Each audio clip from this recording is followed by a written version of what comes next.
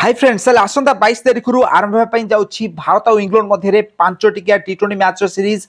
आज भिडियो चलते जाना कि यही सीरीज भारतीय दल तरफ क्यों क्यों खेलाड़ी मैंने ओपनिंग करने जाऊँगी। तो आपने जानते भारतीय टीम एवं बीजीटी माने बॉर्डर गावस्कर ट्रॉफी लंबा सीजन माने पाखापाखि 1.5 मास हम भारत ऑस्ट्रेलिया जाइला। तो सेठारे बीजीटी खेली भारत एवं फेरी। तो बीजीटी रे ओपनिंग कर बैट्समैन यशस्वी जयसवाल शुभमन गिल यही खेलाड़ी मानू टी20 सीरीज रेस्ट दि जाऊँगी। तो जगार बर्तमान टी20 जो रही इंग्लैंड सहित भारत 5टा टी20 मैच खेल। तो यही सीरीज रे भारतीय दल तरफ क्यों क्यों खेलाड़ी मैंने ओपनिंग करेंगे चलतु आज भिडियो जानवा। तो आपने जानते आसंता वर्ष टी20 विश्वकप होगा जाऊँगी।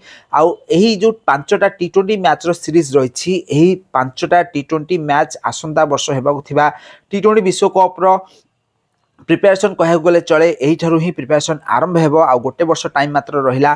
तो यह परिस्थिति भारत वर्तमान समय निज टीम को सेट करने चाहिए जो खेलाड़ी मैंने वर्तमान समय ओपनिंग करेंगे जदि भल प्रदर्शन करती ताले आगामी दिन मानक टी20 विश्वकप यही खेलाड़ी मानक ही आपने देखा पाइबे। ताले ओपनिंग करने ओपनिंग दौड़ में भारतीय दलर सामिल रही संजू सैमसंग जे कि गत साउथ अफ्रीका सीरीज रे जबरदस्त बैटिंग करते 3 सेंचुरी हासिल करते लगातार 2टा सेंचुरी हासिल करते माने संजू सैमसंग गत दिन मानक जबरदस्त फॉर्म रे रही। तो प्रथम खेलाड़ी भाव संजू सैमसंग ओपनर भाव द्वितीय खेलाड़ी जे कि रही अभिषेक शर्मा विस्फोरक बैट्समैन जबरदस्त स्ट्राइक रेट बैटिंग करुँच। टी20 क्रिकेट आईपीएल आपने परफॉर्मेंस ट्रेविस हेड सहित सनराइजर्स हैदराबाद दल तरफ निश्चित भाव देखिथे। ताले संजू सैमसंग सहित balm हाथीर option दौथि batsman Abhishek Sharma रही ओपनिंग करने किंतु अन्य जने दाबीदार रही जी कि होती ऋतुराज गायकवाड़। ताले ऋतुराज गायकवाड़ भी निजर जबरदस्त बैटिंग जारी रखिंट डोमेस्टिक लेवल आईपीएल भी भल बैटिंग रही बहुत सारा रेकर्ड्स गुड़िक रही।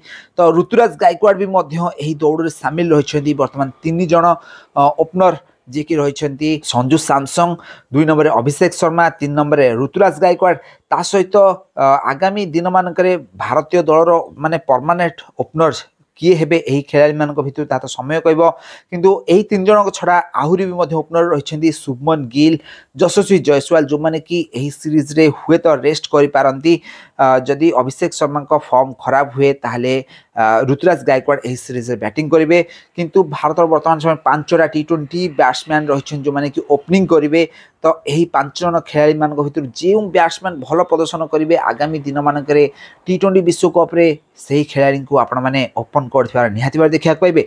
किंतु यही सीरीज रे आपण मैंने 3 जन खेलाड़ी को फोकस करा पड़ो ओपनिंग पाइका अभिषेक शर्मा संजू सैमसंग आउ ऋतुराज गायकवाड़। तो फ्रेंड्स आपण मानकु कौन लगुच यही 3 जन खेलाड़ी मध्यरु क्यों खेलाड़ी यही इंग्लैंड सीरीज रे ओपन करेंगे आम कमेंट माध्यम निश्चित भाव कमेंट करूँ।